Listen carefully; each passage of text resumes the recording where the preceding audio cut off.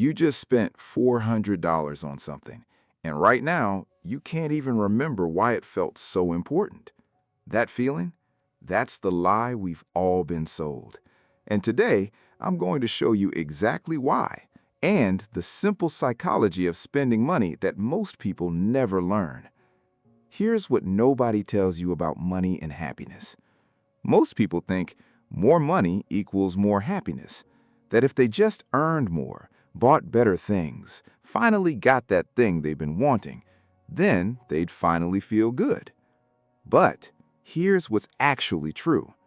A 75-year Harvard study, the longest study on human happiness ever conducted, followed hundreds of people across their entire lives.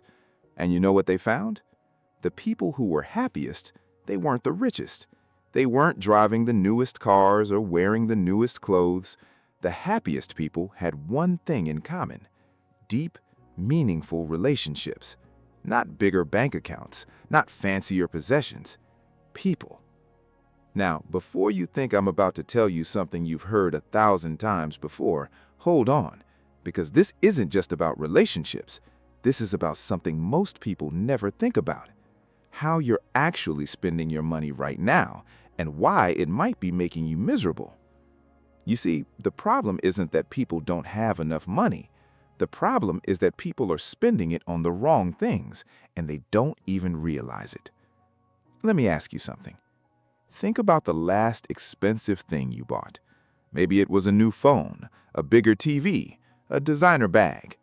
Now, how did you feel a month later? Did that thing make your life meaningfully better?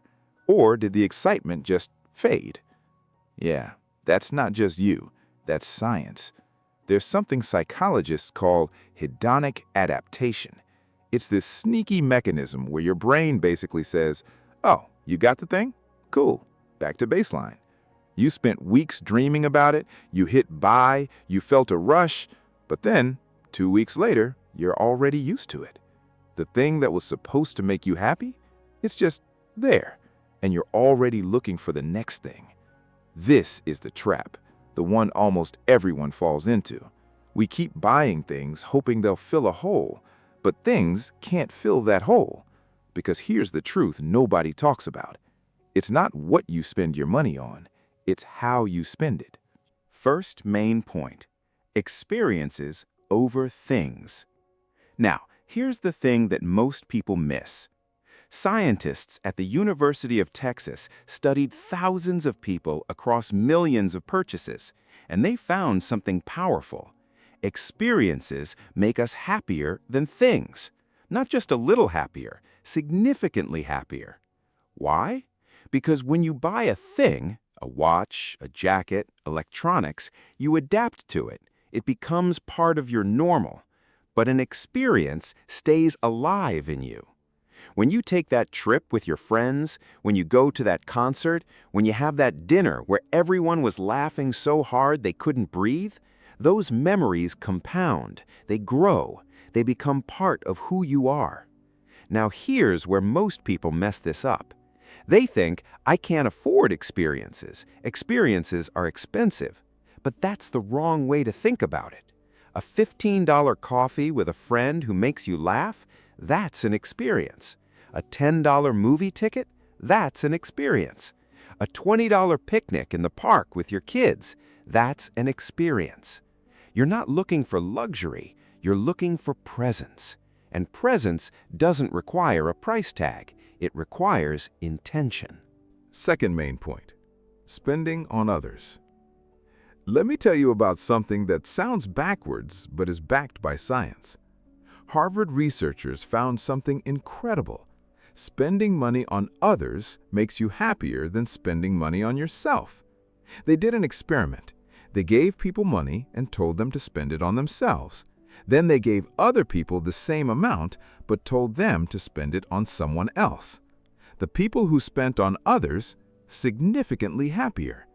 And here's the crazy part. It doesn't even take much. In one study, just $5 spent on someone else, $5 increased happiness measurably. Why does this work? Because giving activates something deep in us. It connects us to purpose, to meaning, to each other. When you give someone a gift that's just right, when you cover someone's coffee tab out of nowhere, when you donate to something you believe in, you're not losing money, you're gaining yourself. Now here's the secret most people never figure out. There's a third way to spend money for happiness, and it's not about what you buy or who you buy for. It's about buying back your time. Think about it. What's the most valuable thing you have? Not money, time. You can always make more money. You can never make more time. And yet, most people waste their money on stuff instead of buying back their hours. A house cleaner, grocery delivery, that lawn service you've been thinking about. I know what you're thinking. That sounds expensive. I can do it myself. But here's what you're not calculating. When you spend 3 hours cleaning your house on Saturday, what else could you have done with those 3 hours? Could you have gone for a walk with your kid? Could you have sat down and actually read a book? Could you have called your friend you keep meaning to catch up with? Time is the one thing you can never get back. And spending money to buy back your time, that's not lazy, that's smart. So let me bring this all together for you. There's a way to think about spending that wraps all of this up. Psychologists call it spending to become. Not spending to have more, not spending to look better, spending to become the person you want to be. You want to be more creative? Spend money on that photography class. You want to be healthier? Buy those running shoes. You want to be more present with your family? Spend on experiences that bring you together. This is the shift nobody talks about. Most people spend money to impress. Smart spenders spend money to become. And the research shows it. People who spend on becoming, on growth, on purpose, on their passions, are the happiest spenders of all. So let me ask you one more time. That $400 you've spent and can't remember why, did it bring you closer to who you want to be? Did it buy you time with people you love? Did it make you feel alive? Or did it just give you a quick hit of dopamine that faded before the receipt even printed? Here's what I've learned. Money is a tool, a powerful one. But the tool doesn't matter. The craftsmanship matters. How you spend, not just how much you earn, that determines whether money buys you misery or money buys you a life worth living. So next time you reach for your wallet, stop. Ask yourself, am I buying a thing or am I buying a life? Because the psychology of spending to be happier isn't about spending more. It's about spending with intention.